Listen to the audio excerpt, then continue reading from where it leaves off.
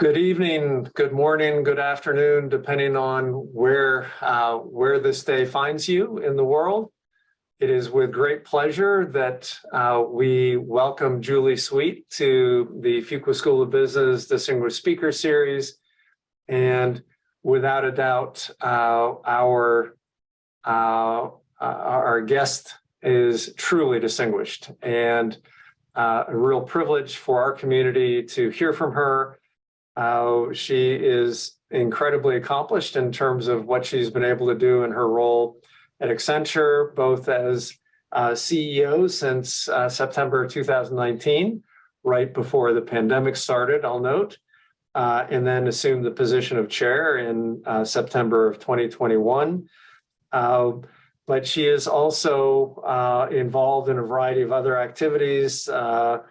She's involved with Catalyst, with the World Economic Forum, the Business Roundtable, and she is not just one of the most powerful businesswomen in the world, but one of the most powerful women in the world, full stop. And so, Julie, thank you so much for joining us today. Well, thank you, Bill, and thanks for that nice introduction. It's great to be here.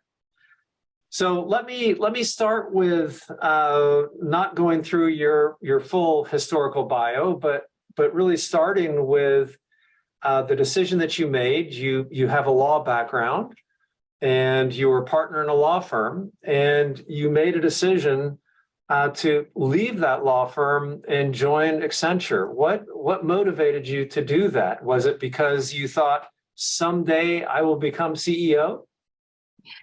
I will tell you that I did not have in my mind that I would become the CEO of Accenture. Although I will say that the night that I was given my offer to join Accenture as the general counsel, the then CEO, Bill Green, said to me that my mental model was someone who could become CEO, that was his mental model for who he was going to hire as general counsel. And at the time, I sort of chalked it up to Bill being Bill. He's a really great sales guy. And so, I didn't really give it another thought until, much later. And it was sort of kind of a fun story to have. And at the time I was 42 and I'd been a partner at Cravath, Swaine & Moore, an amazing law firm, for 10 years. So I was a decade in. It's a law firm that people didn't leave. And when I got the call, it was really, time to step back and have a reflection on what did I want to do for the next 25 years. And my father had just died at a pretty young age. He was only 68. And I suspect that had some influence in my sort of reflective nature at the time. And, I said I could see my future at Cravath, and it was a great future. It was a wonderful firm, and I liked what I did. And at 42, I didn't want to know my future that much. And this was an opportunity to go to a place and make an impact. And probably the most exciting thing about the interview I had with Bill Green was when he said, I'm not looking for a lawyer. I'm looking for a business leader with legal experience. And so this was an opportunity to learn and grow and, have a different kind of impact. And that's why I came to Accenture, and the rest is a little bit history. So back when you took your first CEO role before the current role, did you get a note saying, "I told you so"? No, I did not, but he was very proud. And Bill and I stayed in touch. Interestingly enough, he retired very soon. Well, he stepped down as CEO several months after I started, actually. So, which I told him later might have thrown someone who came to work for him. But luckily, I had another great individual become the CEO who really became my sponsor and helped me have this path to CEO. So what was the hardest part of making that transition from the general counsel position to really moving into running things? Well, it's funny you say it that way. I remember when my first conversation was with Pierre Nanterme, who was an amazing CEO. He was here for 8 years. And I still remember the conversation with him, because I was actually not advocating. I was not asking. Frankly, I didn't think it didn't occur to me that it was possible. I mean, I'm the first CEO that didn't come to Accenture straight out of school. So, some people say, oh, you're the first women CEO of Accenture. And I think that what is far more remarkable was that I'm the first CEO that didn't start, out of college and grow up here. When I joined Accenture, the average tenure on the leadership team was 25 years. And so that was really different. And so I remember I was meeting with Pierre in Paris. We were having just a regular meeting between the general counsel and CEO. And at the end of the meeting, he looked at me and he said, I think you could run this place someday, but you'd have to go run something else first. Do you want to do that? He followed it shortly thereafter with and it's a one-way ticket, meaning you don't get to go try to run something. And if you don't like it, you get to go back and be general counsel, And one thing I will tell you is that I could only take that one-way ticket because I did have a successor. And I will just share that with all of you as you build and start your careers. And I have some of you watching already in your career. It's impossible to continue to progress if you don't prepare a successor. And I was told that actually Bill Green, when he hired me, he said, Julie, you have 18 months. And in 18 months, I'm going to start talking to you about who your successor is not because, you're not doing well or that, but because that is good leadership. And so when I had that conversation with Pierre, I knew that I had a successor who could step into my role. And by the way, the answer to the question when he said, "Are you interested?" Was yes. And I say that because I once got advice from one of the directors at Accenture. She was talking to a group of women who said, when someone offers you a stretch role, chances are they're pretty nervous too. So the answer is yes. And then you go talk to your friend about, I'm not sure I can do it, or, all of those other things. And even though I was very, very close to Pierre, the relationship, when it's good between a CEO and a general counsel, is a very close one. It's a very trusted one. It might have been really easy for me to say, do you really think I can do this and that? But I literally had her words in my head. And I was like, okay, Dina would say, just say yes. And so then I left and I went to an office and I called a colleague who, right before I became CEO, I called and I said, do you remember that call, that I made? Now I'm going to be the global CEO. And he did remember that call. So, my advice to all of you when you are offered a stretch opportunity is to, take it and then go, if you feel you're not ready, go talk to your friends and advisors and figure out what you need to do to get ready. And, for Pierre, he once told me that it was the biggest, bet he'd ever made in his career was to take the general counsel and put her in charge of, the US, which was our largest market. So it paid off. I felt very motivated. So yes. So as a leader, what did you learn as you made this transition? What was surprising to you about the role, and where did you feel like, wow, I've got to get to work to figure out how to do this? I think about it in two ways. So first of all, throughout my career, from the time I started as a young lawyer, I followed what I call the why rule.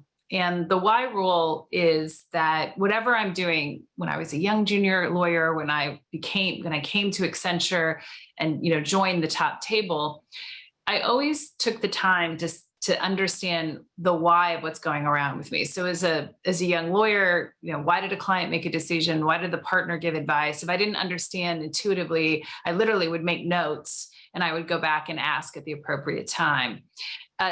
When I joined Accenture, I was coming into a company where, I knew how to be a lawyer, but I didn't have all the history. And so I used to sit in leadership meetings and I would make a list of things that I would go back and ask. And they were usually about the business or the history. And I would ask why. And in fact, I was just giving some reviews today of some of the members of my team where I said, look, if the important thing is you think about your career development is to, if you don't understand why I'm making a decision, write it down and ping me later and I'll spend 5 minutes explaining, because that's how you learn. And whether you're moving companies or going into a new role at the company, just always making sure you understand the why. And so, when people ask, like, how did you make the transition from general counsel to the CEO of North America as a first step? I really credit it to that absolute, discipline that I had to always understand how I fed in. And that's how I learned the business. Then, when you go into a new role, one of the things I was asked to do actually by Pierre was to put in a new operating model. And it was going to be a big transformation. And I said to him, I'm not doing anything for 6 months. And why is that? Is because I really understood what gives you credibility at Accenture. At every company, there's something that gives you credibility. So at Accenture, it's all about clients, right? If you are relevant to clients, then you have credibility. And I said, if I was, working in North America and I'd only known Julie as the general counsel, I wouldn't know, can she go to a client? Can she help me sell? Can she help me create value? Can she help me solve problems, not legal problems, but, relationship problems?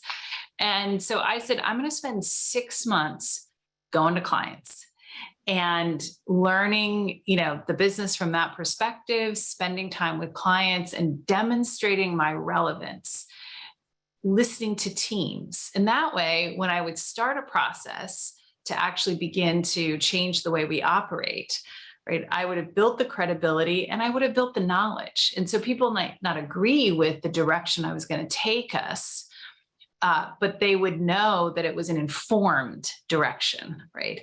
And I followed that formula then when I became the global CEO. And at that time, people in North America knew me well, but not Europe and not, Asia. And so I spent the first 6 months, which was a good thing because then I had to stop traveling, traveling and meeting with clients and again, demonstrating. And that is how you are able to make change, is if you understand what makes the organization tick, and what you need to do to be able to bring people along a journey, like what's the kind of credibility and relevance you need to have.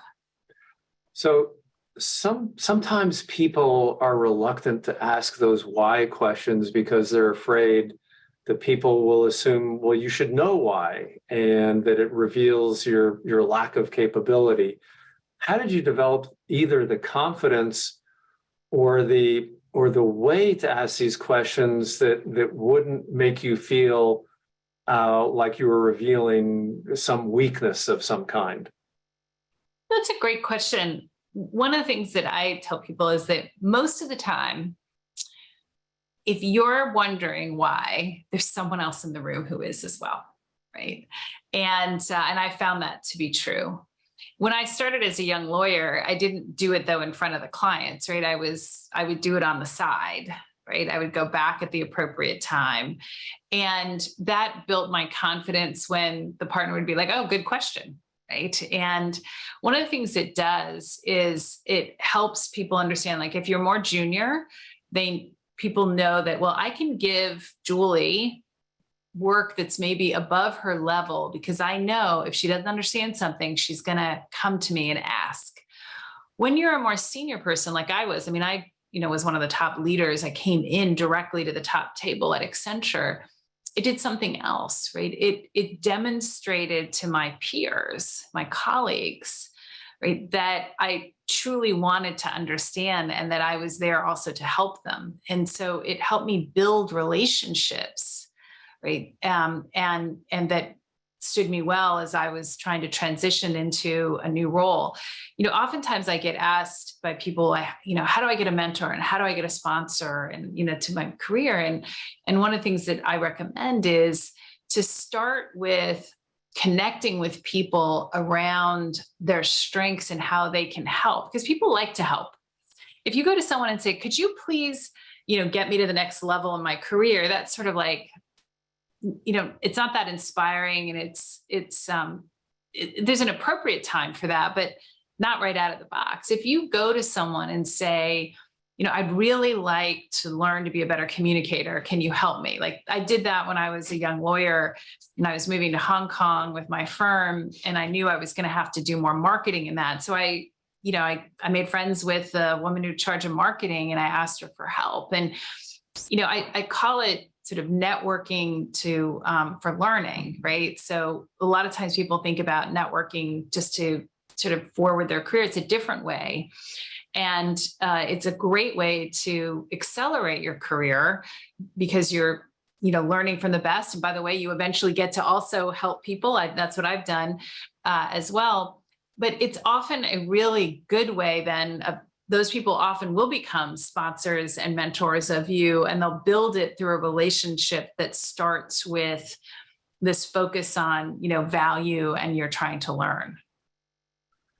So that's really great advice. I want to switch to the position you're in now, which is you're working with a great company and you're working with many other companies, and so you have an incredible vantage point. So one of the things that our community, the current students are very worried. Are we entering into recession? Are there going to be any jobs as they hit graduation? And so what is your sense in terms of what your clients are preparing for? Can you give us the accurate crystal ball reading in terms of what's actually unfolding in the economy? Well, that's not my area of expertise, but we're all reading the same things. I'd maybe make a couple of comments on the current atmosphere. I mean, certainly the data still shows that we're labor constrained as opposed to, not having enough jobs. Obviously, there's been companies who are freezing hiring, but, across the board, there's a ton of opportunity. And, one of the things that I often will, say is that, sometimes the opportunity is not where you think you're going to find it. It may be in a different industry, but you don't know where it's going to lead. And I think being open to, all industries and to pushing yourself as to, where you're going to learn the most. I do think that almost any job today requires you to understand technology, not to be a technologist, right? So not to be able to code, not to be able to build systems, but understanding how technology and the use of data and technologies like AI can really help companies is very critical. And I know this is something that you focus on, personally and at the school. And so making sure that you're relevant, because, I talk a lot about all roads, all strategies lead to technology these days. And so as you're, thinking about, what courses to take, where to invest time to learn, making sure that you understand the role of technology in your chosen field is really important. So to emphasize that, when you focus on five forces of change in working with companies, the first one is enterprise reinvention, driven by data and technology. And the last one is the ongoing technology revolution. So technology actually is in there twice. It's so important. So an area where you are seeing things, do you see companies backing off of the necessity for making those investments in technology and the talent that can actually work with that technology? I actually see the opposite. Companies are trying to go faster. So we call it compressed transformation. And you see it was very interesting in the first 6 months after the pandemic, which were, very scary months, as you'll recall. We actually signed more complex, big transformations than we did in the prior 6 months. And it was really because companies saw that they needed to accelerate their transformations. We're still seeing that. And the estimates actually around spending for technology are still holding up. I think what's different in an environment like this, where the concerns around recession are real and you're seeing the signs, are that, companies get more focused and prioritized on spending. And they also use this time as a catalyst for change. So taking on some of the hard cost issues because people don't want to work differently. So in many ways, there's more transformation going on now because of this environment and the need to move quickly to adapt. So we are still seeing the investment. It once again goes back to relevance, right? And, making sure that you're relevant to the companies that you're, looking to work with. And, what are the kinds of skills that they need is, I think, really important in this market. So starting about 5 years ago, every CEO, every company started talking about we have an artificial intelligence strategy, and then when you poked at that, there was not a lot that you could detect. How do you feel about the progress that companies are making with this transformation and the use of AI? I think so. AI is actually still very early. It's ubiquitous in our lives, certainly, and it's being deployed more at companies than ever before.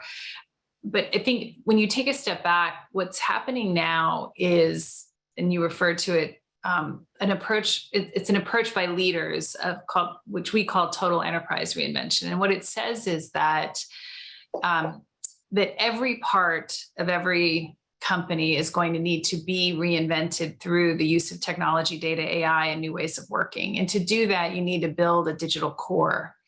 And you're seeing a replatforming of companies in the cloud.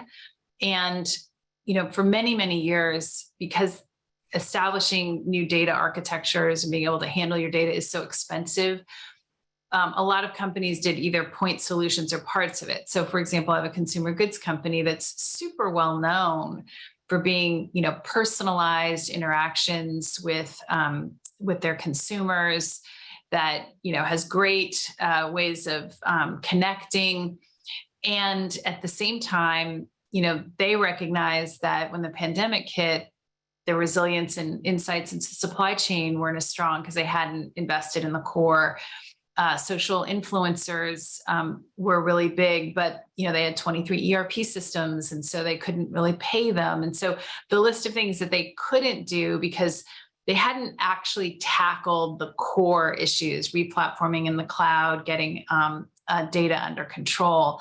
And it's hard to have really robust use of AI in a material way across the business at scale unless you are able to access your data. Now, there's lots of new emerging technologies and new techniques called synthetic data and all of that. But fundamentally, if you want to use AI at scale in your business, you need to, the old fashioned, be able to actually know where your data is, know about the quality, be able to mix it with external data in order to use AI.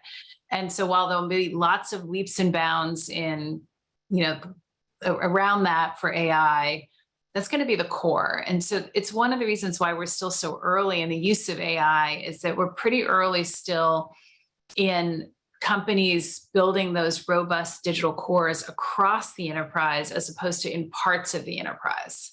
Okay, so you actually wrote the following, which I think captures what you've just been saying, which is cloud is the enabler, data is the driver, and AI is the differentiator. And so what you're suggesting is that we really are still working on the basics here in order to get to the point where AI becomes the differentiator. Is that fair to say?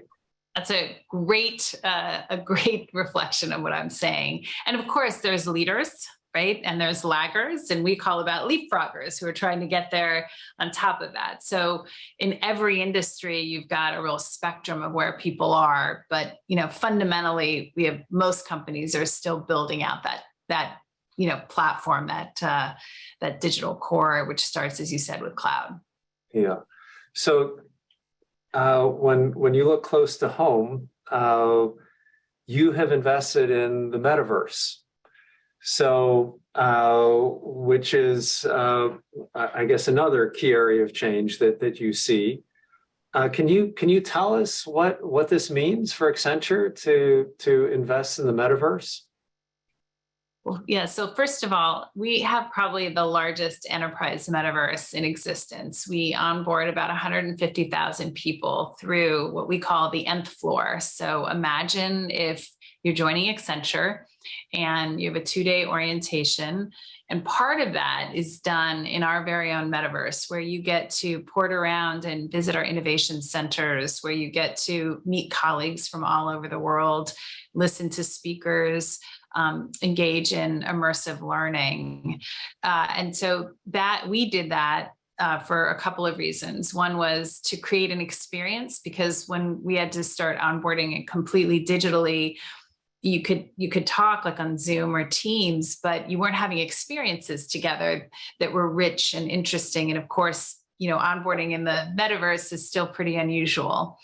And also the science says that learning in the metaverse in an immersive context, you actually retain more. So there's a good business reason. If you sort of take a step back, because a lot of people are trying to understand what are the uses of the metaverse, like is it real or is it not? We really see 4 big areas of use. So the first is industrial. So this is creating digital twins. So being able to look at a production line, for example, entirely in the metaverse and try different things without having to build them out. And so there's a lot of value, we believe, in the industrial metaverse. The second area is in onboarding and training, which is something we're doing at scale.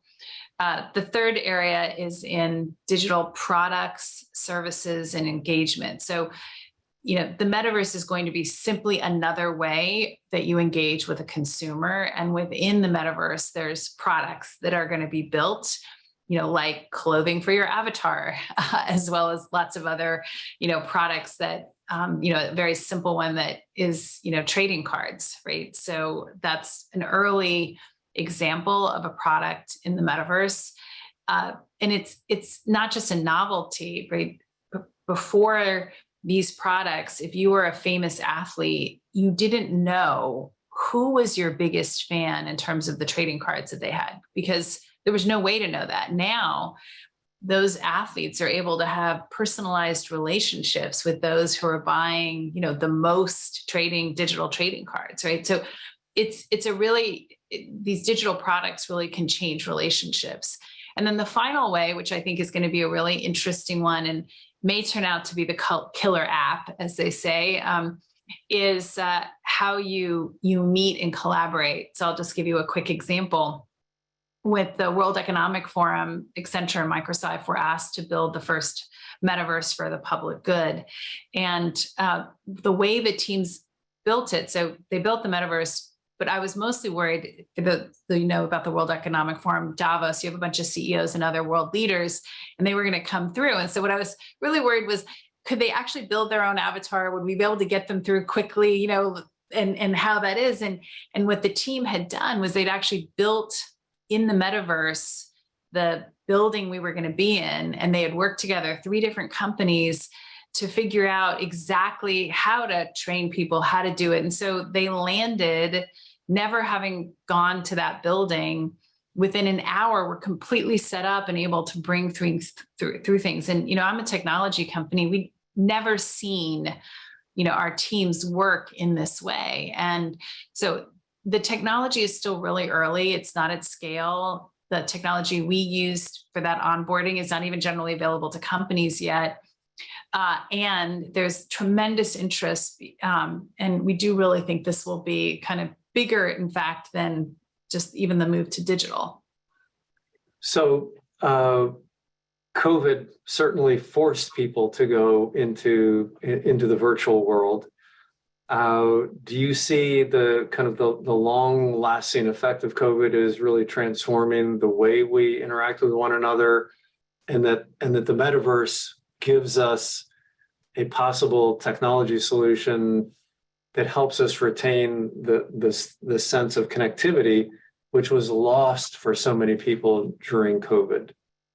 I do believe that the metaverse is one of the ways that we will be able to connect digitally and enhanced, as you said, connections and experiences.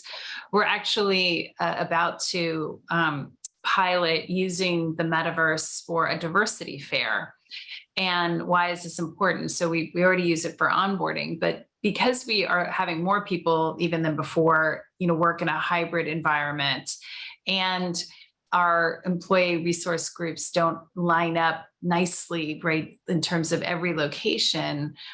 And yet diversity is one where you need to interact with a lot of people. There's a lot of interest in intersectionality. So being able to work across employee resource groups. And so we're experimenting with using the metaverse to have a fair so that people can experience each other as if they were, in a big hall, going around to each booth, learning about what the employee resource group does. And I'm really excited about it because it is a way of testing. Can we find new ways to connect that are not maybe as enriching as being in person, but do unlock new ways of experiencing that are better than, a one-way internet call. So continuing on this theme of diversity, you're passionate about diversity. You've chaired the board of Catalyst, and an observation that you've made is that in a key to tackling a problem where we have not seen enormous success. When you look at the pyramid of leadership, we see far too few women in leadership roles. But you say that the key to advancing women lies in training and childcare. So tell us what you think we should be collectively doing to really do better in getting talent in the game and keeping them in the game. Well, let me just start with diversity is a business priority. So Accenture, when we began changing our business back in 2013, we said every business would be a digital business. Less than 20% of our business was digital. We also committed to a strategy to become more diverse because we needed to become innovation-led. And our culture was not an innovation-led culture. And so I am passionate about it personally, and I'm passionate about it because when you look at the success of Accenture, our strategy to rotate our business to digital, cloud, and security is completely intertwined with our strategy to become more diverse and across all types of diversity. So it is a business priority first and foremost. If you're speaking specifically about women, I do believe that childcare is absolutely critical as you look across industries, even more critical in industries with frontline workers. And again, it's not a social issue. It's too often treated as a social issue. But, at Catalyst, we're working with a group of companies with manufacturing sites, hotel and hospitality, where they're having to work 3 shifts a day. And a big barrier to women being able to take really good, well-paying jobs, such as in manufacturing, is the lack of childcare. And so I do think that's really important. At Accenture, it's slightly different, but we provide, for example, backup childcare. We provide services to help identify good childcare, because all of these things matter in order to make sure that we are a company that enables both men and women to succeed personally and professionally. So can you say a little bit more about this business case that you're trying to drive innovation and what you know about the connection between diversity and innovation? Sure. Well, there's lots of studies that connect it, and I see it every day. But it's interesting. We have an innovation contest every year. And so you can submit, and we get hundreds of submissions. And we've been looking at the data for the last 5 years. And consistently, the teams that win that innovation contest, and you can imagine at Accenture, it's a pretty high standard to win because we're such an innovative company. We do so much work across the globe. The teams who win are always the most diverse teams. So they are diverse teams, hands down. And, those are sort of data points for us that are, very real because they're part of our company, and in addition to all the studies that are done. And of course, it's common sense, right? When you are solving tough problems, having people come at it from different perspectives and experiences. And we think of diversity very broadly. It's everything from, sort of classical gender, sexual orientation, race and ethnicity, to, age and geographic experience, coming from different countries. So it's really important as you're thinking about building teams, to think, very specifically about, have I built a team with diverse experience and perspectives in order to be better problem solvers. Okay. So is it the case that diversity initiatives within companies are becoming political issues, or is this something where companies are going to be able to navigate this simply because this is what's good for the company? Diversity is a business priority, both for innovation, but also for accessing talent. So when we look at what do companies need to do to succeed over the next decade, right after total enterprise reinvention is the ability to access talent, be a talent creator, so not just a consumer, be able to skill and upskill people, and then unlock the potential of that talent through the ways you operate the company, organize your employee value proposition. Accessing talent, if you cannot access and you're not attracted to diverse pools of talent, you shrink that. And, I've had many companies and CEOs come to me and say, for example, my industry is not attractive to this particular diverse group and it's not sustainable. Like, how do I become more attractive? Because you need broader pools of talent. And, I think that the labor shortage has probably been the best accelerator for the movement from commitment to action at companies because of the need to access talent. And if you're not attractive to all pools of talent, you're at a competitive disadvantage. So in addition to creating access and attracting that talent, you said something which I think is very important, which is how do you unlock that talent potential? So what have you observed in terms of your ability to unlock these capabilities, the best practices that you've seen to really help fulfill this value proposition that's in front of us, that's working with us? Unlocking the potential of talent I think it's really important to think of it on a spectrum. So on one end of the spectrum is what a lot of companies call, what's our employee value proposition? So at Accenture, we have a very simple way of thinking about it. We want people to feel like they're net better off because they're at Accenture, right? So net better off because they're at Accenture. And we have a talent strategy around, does your work have purpose? Are we providing you with marketable skills? Do we create a sense of inclusion and belonging? And then do we provide mental, physical, and financial security, right? So these are sort of 4 pillars around our employee value proposition. And underpinning that is a very simple leadership essential. So we ask all of our leaders at every level to care for our people, both personally and professionally. And it's a pretty simple concept. It's a good pairing with you're net better off because you work at Accenture. And if you start with, as a leader, you need to care about your people personally and professionally, then things flow from there. So that's sort of one end of the spectrum. The other end of the spectrum, in terms of how do you unlock talent, is are you set up in the way you operate to unlock that talent? So this is where you have companies who operate in silos are not really unlocking the potential of that talent. In the transformation that we're seeing now in companies, one of the big areas that they struggle with is new ways of working. So both are important and they're different, right? Related, but different. So I know from things that you've written, things that you've said, that the two of us share a passion for the idea that business should be a force for good. Why is that so important to you as a CEO? It's a great question.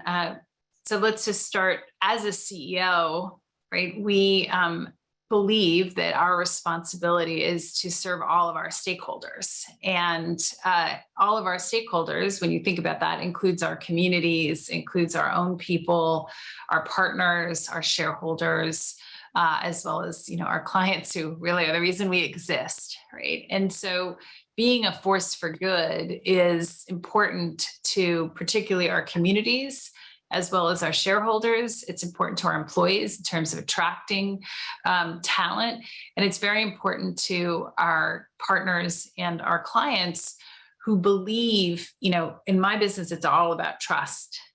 And so when they're picking partners, seeing that they're partnering with a company that is responsible, that is a force for good, and they're going to rely on us in some of the most important things. And at the end of the day, lots of decisions we make come down to our integrity, right? And can they trust us? So it is being a force for good is an important business priority, at least, in our industry. And we would say that's true in all industries. And then personally, as you think about, your life and what you can do, being able to run a company, be profitable, serve the needs of our clients, and to do so in a way that we are also contributing to the world and that we're helping clients do so, is incredibly satisfying.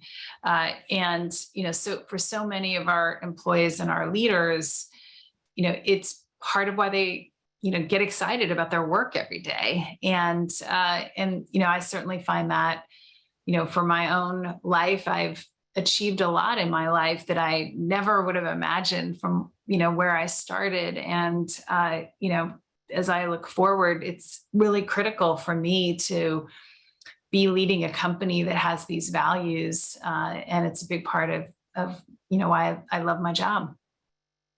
So it's fantastic to see that you make no apologies for the social, environmental goals that you have for Accenture. The reality is, though, that many people are criticizing the business community and accusing them of using labels like "this is all performative," "you're greenwashing," on the one side, and then on the other side, we're being attacked for being too woke and pursuing a political liberal agenda. Now, you were asked a question when you're doing an interview, which was, "Are you a woke CEO?" And how did you respond to that question? I don't remember the exact words, but something like, "I'm a good CEO." And so I'm focusing on what I need to do for our business. So. Yeah. You essentially said that you understand what brings value. And so as you kind of play this out, what are the reasons why you can remain strong in your convictions around this is good for society and it's good for Accenture, as you think about the competitive landscape? Why does this all make sense that you are being a good CEO as opposed to a political CEO? But these things are important to business. I mean, if you think about access to talent, diversity is important in and of itself. And you can't access talent if you're not enough talent, if you're not attractive. So we've talked about that. When you think about energy efficiency and decreasing emissions, right? The technologies that do that in general cost less. Like, they help you operate, so we're helping a lot of clients now become much more energy efficient because of the energy crisis. They're cutting costs, they're decreasing the use of energy and decreasing their emissions. Across the board, these are smart business decisions, and that is what is driving companies. When you think about we're working with a lot of companies now so that they can trace the products from consumer all the way back.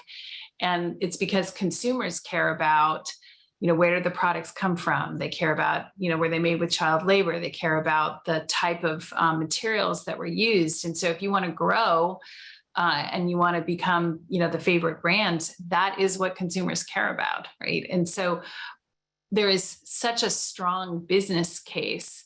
And that's before you get into, all the horrors of things like, if we don't address climate change that people talk about. This is the here and the now. How do you become competitive as a country? How do you become competitive as a company? And so we see that every day.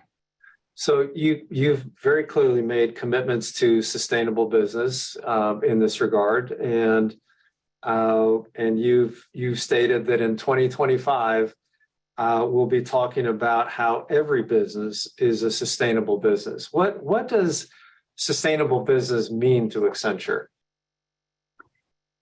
Being a sustainable business is a business where you've embedded in all of your operations sustainability broadly defined. So in your supply chain, you've embedded the technology that can identify if you're, say, in consumer goods, child labor.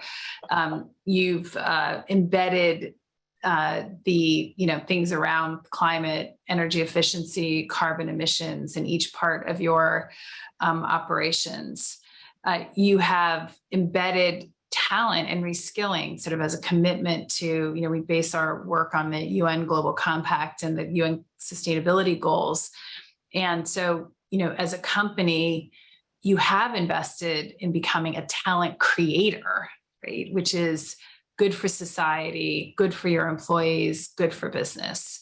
And so a sustainable business has these as not, a part on the side, like corporate citizenship or, chief sustainability officer, that is not embedded within the strategy of the company. So, and that's really what it means to be a sustainable business, is that it is embedded.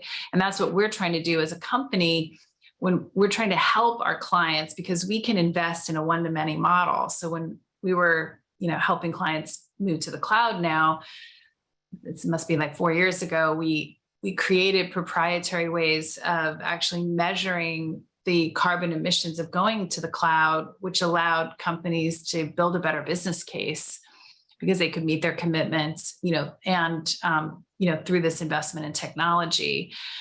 We are doing a lot of investments where we are embedding it in what we're doing. And one of the things I tell CEOs is I said, look, if you're spending on anything in technology, if you're spending more than $10 million, say, you should make sure that the people at the company who are doing things like compliance, risk management, sustainability are at the table, because a lot of times you can embed these things in what you're doing.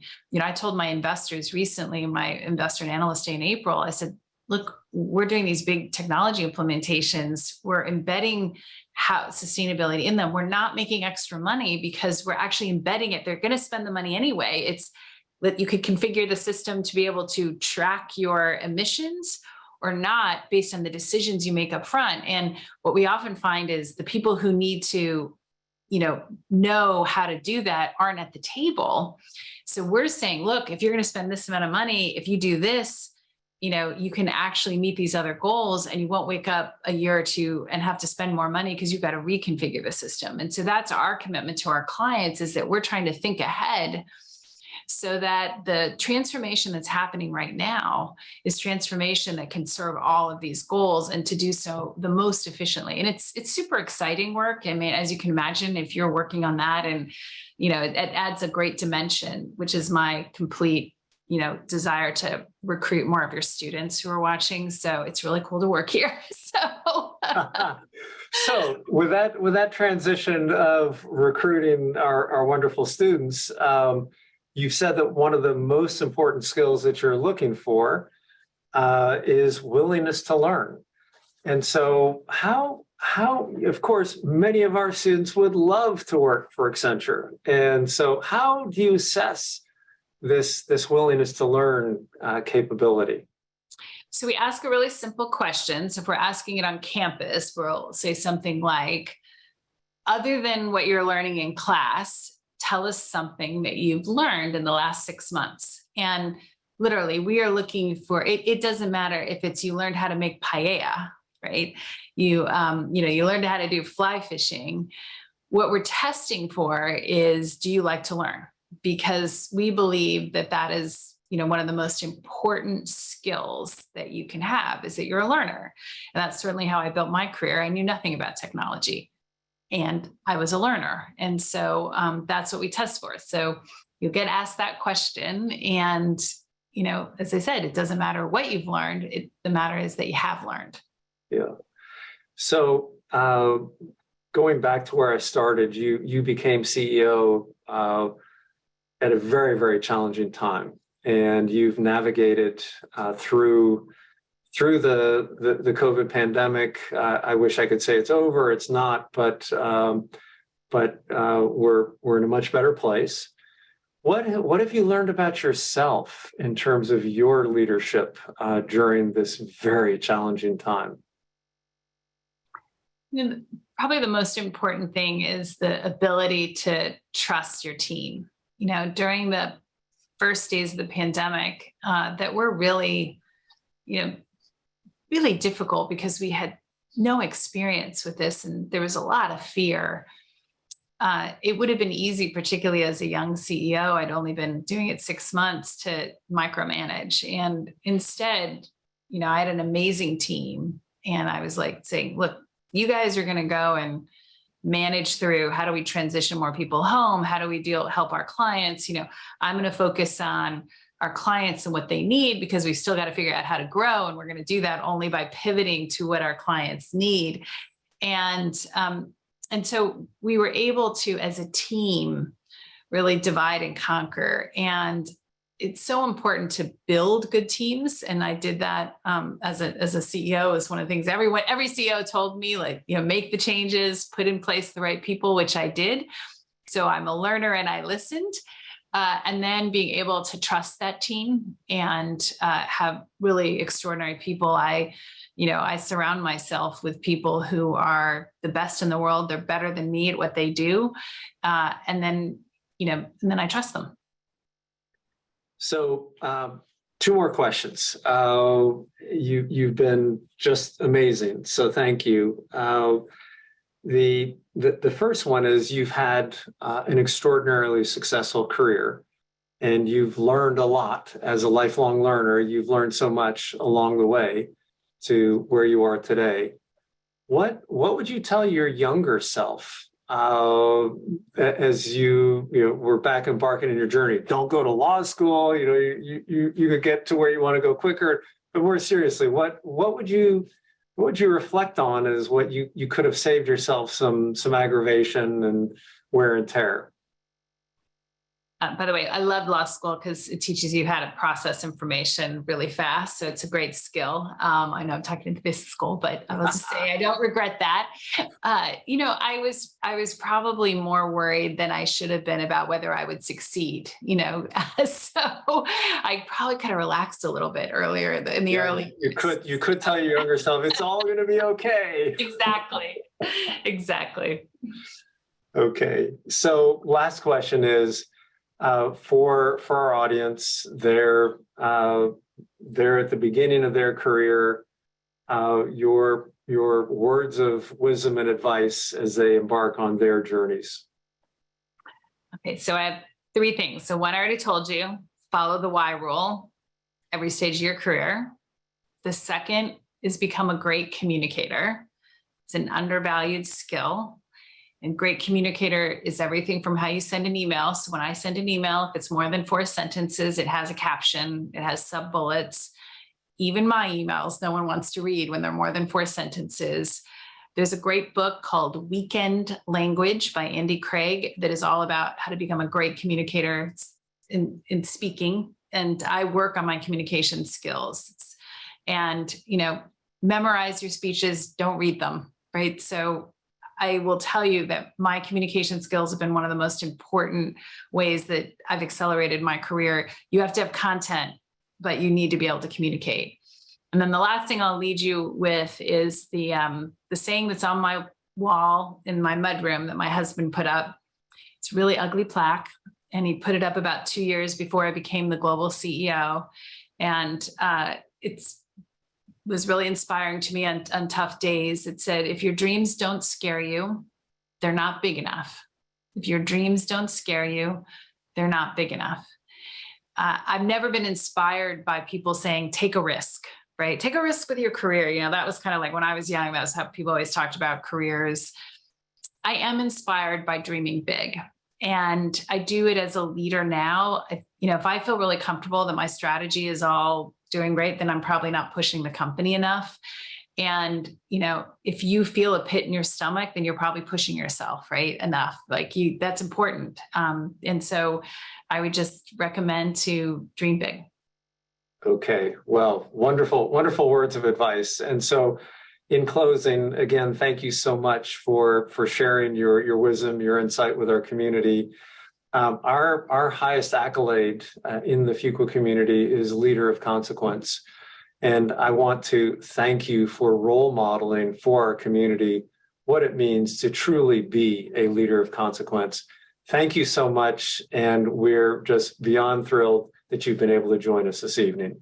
Well, thank you, Bill. Thanks for having me. And come to Accenture.